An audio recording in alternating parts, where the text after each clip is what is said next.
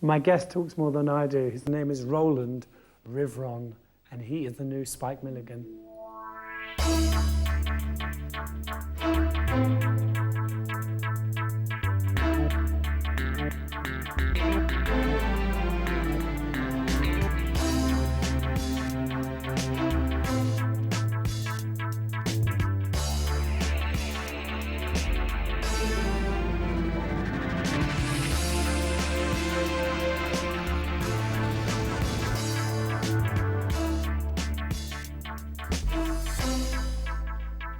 Is that him?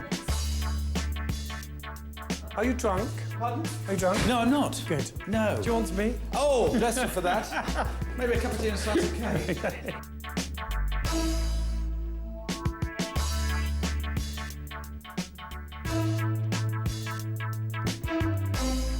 Welcome to One on One. My guest this week is the gorgeous Rowland Rivron. Hello.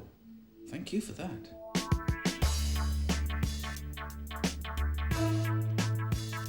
So, what do you call yourself? Now, On your passport, what does it say? on my passport now, I think it still says performer, because I've in various incarnations that I've admitted to, I have been a performer for the last 25 years, performing in one shape or form. And how did that happen?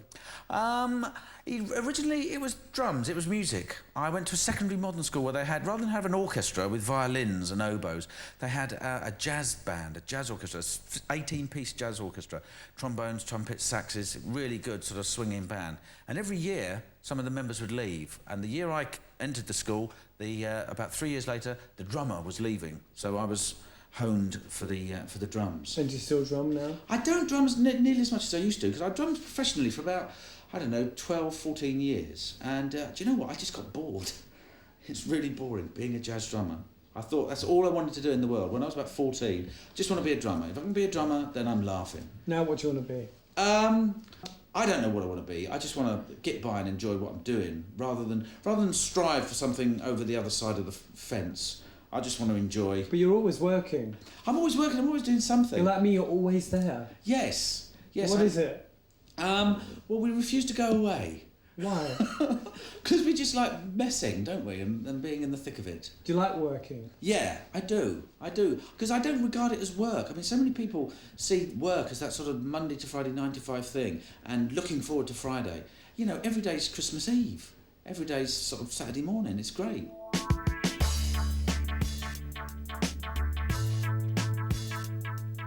You never have days where you hate what you do? Not really. I mean, the only time I've hated days is maybe when there's not been any work about.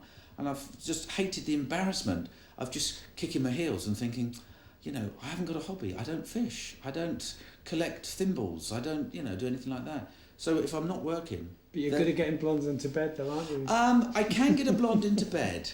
Wendy James, I want to know how you got her into bed.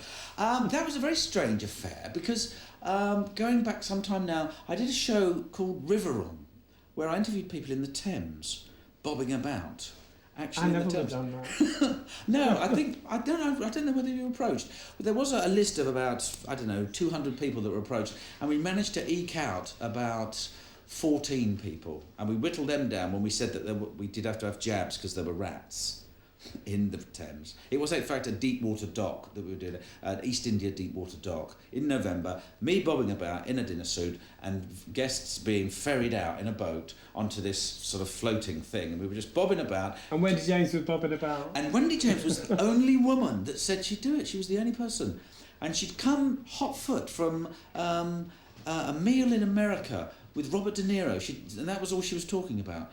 The day before, we were bobbing about in the river, and I said, so, how have you been? And she said, well, yesterday I was having a meal in New York with Robert De Niro, and now I'm bobbing about with you, holding microphones with condoms on top. It was just most bizarre. But that was our first meeting, and the very next day, her band, Transvision Band, were short of a drummer on going live. And I said, I play the drums. Oh. So I went and played mimed the drums on going live the very next day, and it's sort of one thing led to another. And you didn't answer my question. No, I refused to. You don't have nearly enough money. It just sort of happened. It's just sort of, you know, we drifted together. It was, in hindsight, it was a nightmare because I'd never really spent that much time in the heady world that is West 11, Notting Hill Gate and that whole area. And I was suddenly tipped into that whole mess. And it was 24 hours hard work. It's got to be said.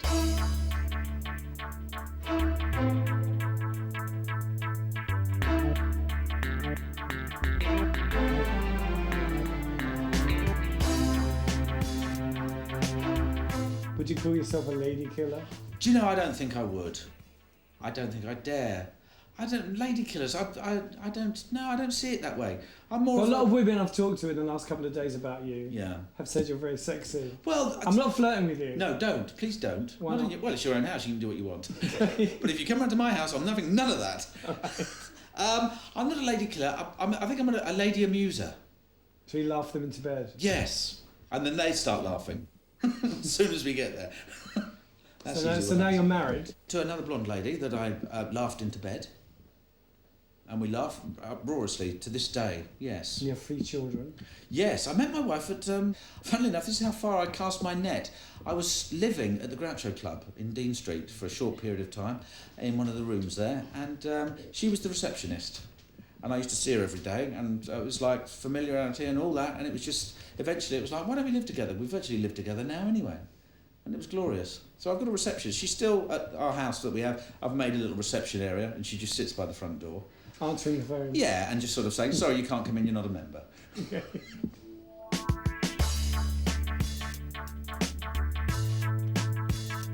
Now you have a reputation as a bit of a drinker. Uh-huh. A party animal. Uh-huh. A psychopath. Uh-huh. But you look very sober and cleaned up and smart and dapper. You always have to start somewhere. Are you losing it? No, I'm just savouring the moments that I am. Completely off my face now, rather than just being off my face all the time. Because we've all been through that period, haven't we, where it's just like, hang on a minute, this is fun, and it carries on being fun until you think... What changed that for you, your wife? Having kids, yeah. Having to get up. I mean, my eldest son is about 17. No, he's 7. And since he was born, I think I've probably had to get up religiously every single day at about 6:30, 7 o'clock in the morning, regardless of what time I've got in. So there was a one famed time where I did get in at 20 to 6, and I got up at 10:06 to sort them out. And that was a moment when I thought, oh, I don't really want to be doing this too often. So you're one of those modern fathers? As modern as a 43-year-old can be. Are you a good father? No, terrible. Do you beat your children? No, they beat me quite regularly. There's 3 of them and there's only one of With me. wire coat hangers? That sort of thing. No, with soft toys, they usually beat me. They beat me awake in the mornings. I don't know if you've ever experienced this. Being beaten awake is quite... Not by children? No. Okay. You're not talking to Jonathan King here. I know. Oh, and if only we could, but we're allowed just the 1 call a day. No, being beaten awake or thrown up, that was the other thing. The other day, one of my kids came into the bedroom. I was lying asleep on my side of the bed, and and this kid just threw up, all sort of just there, and it just sort of splashed onto the side of my face. And I was like, oh, hello. And it was just like sick everywhere. So that happens, you know. So I get up early now, not always covered in sick, and thankfully rarely my own these days. But that sort of beat me sort of into a mature sort of maybe middle-aged period in my life where I know where the drink is, I know what it does, I know how much I need, and I'll just dip in now and again. How often a week then? Oh, it's maybe once, twice a week. It's not really on a that sort of relentless sort of. Because you look good. Thank you. That's not a flirtatious comment. No, it isn't. And I've not heard any scrapings of the chair getting nearer, which is always a good sign. That's what I was looking for. That's got me thinking. Not hot, not at all hot. Here, not hot here. There's no hotness here. So do you see yourself as a more sensible, practical human being these days? Do you know, I think I do. I think I have to as the years roll on, and also as my kids get a bit older. You become an embarrassment if you... who? Well, to everyone around you and your kids. There's nothing worse than taking your kids to school and just reeking of booze. You know, and I've spotted a couple of the housewives there, and they do. No, they don't. They don't. Have you ever done that? No, I think they're probably... I could put my hand up and say, yeah, once or twice it has happened. and it's not a good sign. So do you see yourself as a more sensible, practical human being these days? Do you know, I think I do. I think I have to as the years roll on, and also as my kids get a bit older. You can muck about, but as soon as you've got kids, if you muck about in that sort of childish way, and there's kids about, they go, hang on a minute, Dad, you're stealing a bit of our thunder here.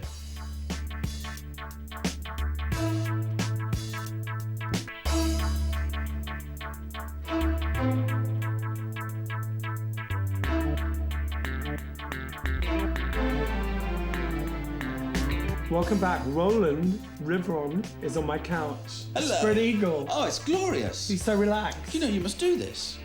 Well, you probably do. It's your house. But I've never met anyone who speaks more than I do in my life. Well, there you go. There's the thing. That's a funny thing happened to me, actually, ladies. I tell you what.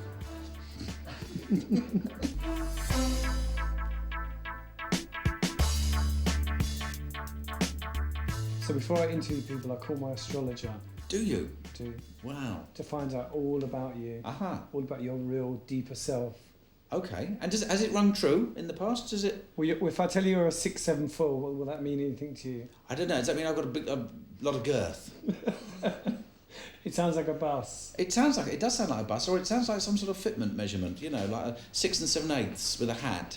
It's a thing called 9-star key. It's an Asian form of astrology, and it's very accurate. 9-star. 9-star key. All right. K-I. All right. Oh, go on. Let it go. Go on. Okay. Let's have a listen. You take life very seriously. Doesn't one have to? No. All right. You're a naturally good leader. When forced, I think. I don't naturally lead. You're emotionally needy. I think that's probably true. That yeah, he's hit the nail on the head there. Charming. I can be for cash. You are charming, actually. Oh, bless you. Especially lying down. Oh, and thank you for letting me lie down.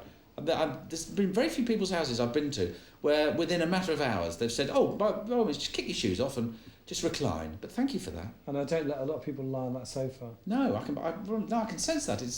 There's a lot of spring here. She also told me the last 2 years have been very tough for you. Is that crap? I don't know so much. I mean, I've been busy, I suppose, and it's been hard in as much as trying to get by. You know, having 3 kids, that's hard. So yeah, I've created a It's your own fault for being straight. I know. I blame myself. I can only blame myself. Look no further than the man reclining.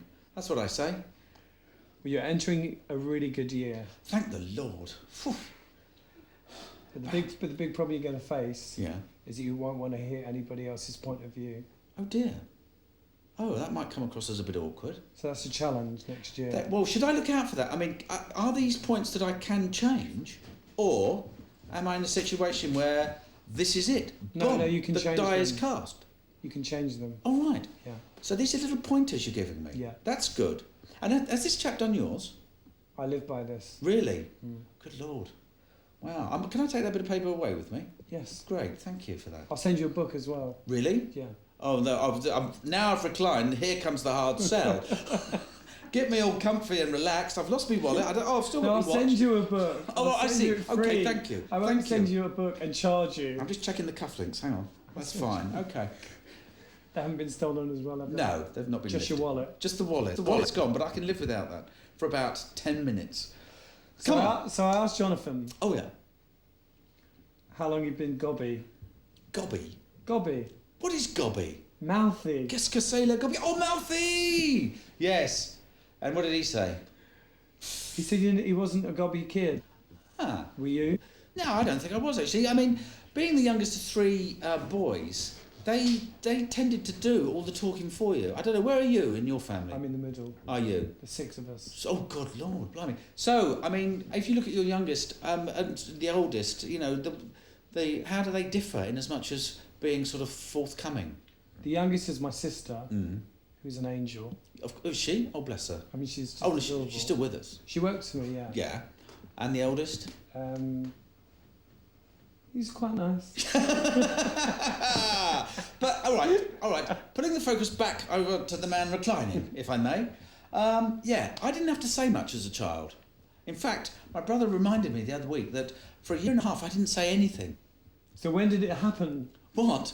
The gobbiness! This gobbiness that you have that is incredible. As soon as I realised that people were actually listening, because I assumed that people weren't, and I'd just witter in the corner. And then when people said, sorry, what was that? And they don't, ha ha ha ha! I thought, oh, this is all right, this. I'll give this a go.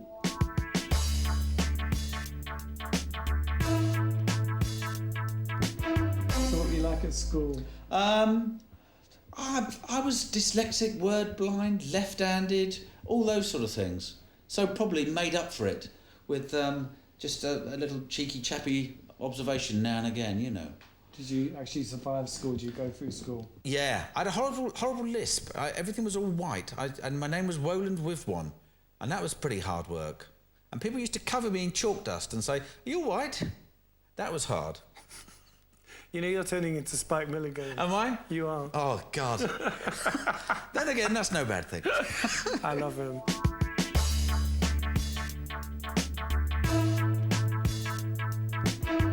So have you ever had a gay experience? A gay experience? Well, as you well know, when I first... I don't. No, but you will in a minute when I tell you. When I first... my first proper professional engagement was at the Blitz Club in Great Queen Street in the heady days of Blitzmania.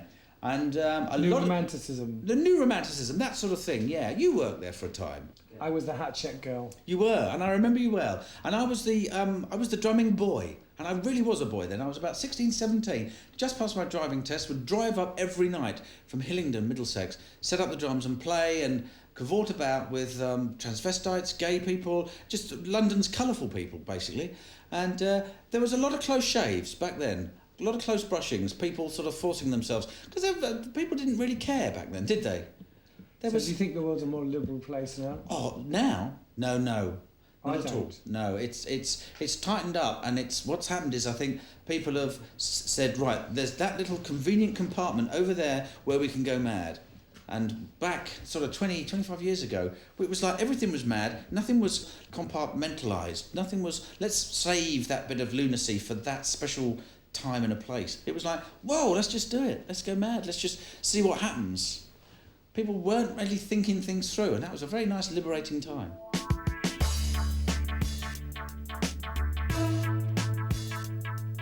So what motivates you? Curiosity. Just curiosity. Of what? Of what's going on in the world and you know, what can and can't happen. And what might be and what might not be. You know, I'm not a big challenger. I don't want things to happen. I just love the fact that there are tons of things happening. So if you had to think of one song that summed you up, what would it be? Summed me up? Yeah. Now? Ever? Or ever? Ian Dury's What a Waste. Why? That's quite a good song. But why? No, I don't know really. No, because he says in it, I could have been this, that and the other. So many things. But what he ended up being was what he was. So he was like, almost like it's an embarrassment. It's like, I could have had a proper job, but look what I've done this. I could be the driver in articulated lorry. I could be a poet, I wouldn't need to worry. I could be a teacher in a classroom full of scholars. I could be the sergeant in a squadron full of wallers. What a waste. What a waste. What a waste. What a waste. Because I chose to play the fool in a six-piece band. First night nerves, every one night stand. I should be glad to be so inclined. What a waste, rock and roll With Did you want to be famous? No, I didn't really want to be famous. Rich? But, I didn't really want to be rich. I just wanted to get by and just sort of be in a situation where I could have some fun and not feel that I wasn't fulfilled in whatever it was I wanted to do. And I didn't have any big goals. There was no big ladder that I was trying to climb to, I didn't want to get anywhere. I just wanted to sort of hang out. So how did I get somewhere? How did I get somewhere? Just by hanging out. Just by not forcing myself on people, I think. By just sort of, wanting to play the drums. So I learned to play the drums, got bored with that, and drifted into doing stuff on telly via the Young Ones and the comic strip and all that sort of stuff. And just sort of happened along. It's been, I tell you, touch plumped cushions. It's been a very lucky ride. And they're very expensive cushions. They are very expensive. And I'm sorry about any dribbling or any sort of staining that might have happened in the course of our lovely conversation. But it'll come out. Or you can just reverse the cushions.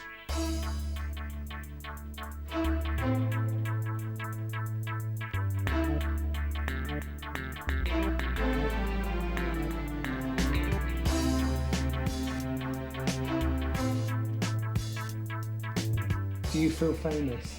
No, I don't really feel famous. When you go out shopping, Yeah. do you get bothered? I only get bothered by children. Why? And I tell you for why, because I did 43 episodes of a thing called Cat's Eyes where I was Alf the Pizza Chef, and it was for 5 to 7 year olds, BBC's Science and Education remit. And there I was, Alf the Pizza Chef. So I'd be walking down the street and these little kids would point at me and laugh, and their mums and dads would have no idea why they were doing that. And I'd get these really sort of cold looks from the parents going, why does my kid know you? What's going on? And I'd have to sort of explain that I'm part of their science education. And I'm proud to do that. So that's the only bit of recognition I get, really. Now and again on the tube. I don't know, do you travel on the tube? I do, yeah. But Yeah. Not obviously not like this. No, probably best. But when I travel on the tube, there's nothing worse than somebody nudging you, somebody nudging somebody across the way there, going, you know, he was in, what was it? And then eventually, this person just comes over and says, what was it you were in? You know, that thing. And you have to tell them. That's embarrassing. Well, when you see other famous people, do you stare? Sometimes I do. I mean, you know, living in North London, there's quite a few famous people, those sort of worthy actors. And it's quite odd when you see those, because you sort of double take, because you don't see them in glitzy, sort of showbizy, you know, bashes. But when you see someone who's a real sort of hard-working actor, and then you see him walking a dog or something, you see him out of context. That's quite interesting. I find that quite curious. Do you like showbiz parties? Not really, no. I mean, I go to them, obviously, because the drink's free. But apart from that, no. I can take it or leave it, really. And there are so many of them that you can just sort of dip in and out, you know. And it's so nice to be asked, isn't it? Always. Roland. Yes. Bless you for lying on my couch. Oh, bless you for having me. I haven't had you yet. No, thank the Lord. I'm going to show you around my house. Oh, great. In the cupboards, everything. Everything. Oh, can I? Oh, someone's had my shoes away. They're there. Typical. They're there, don't worry. Oh, that's okay.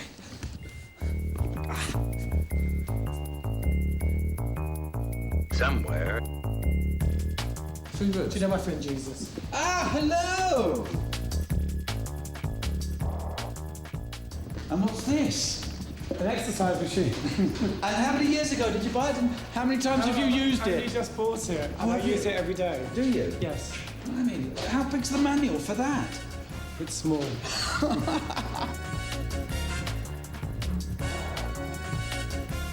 It's got a very sort of public vibe to it. It really looks like a gay bathhouse. Yes! It looks like, yeah. It looks like a lot of... You're not the first person to say that. Oh, right. It looks like a lot of people could probably come through here.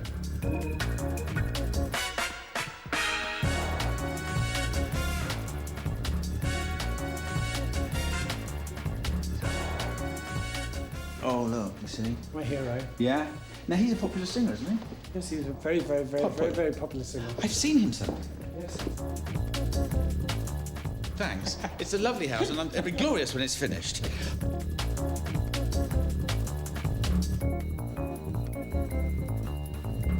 Somewhere.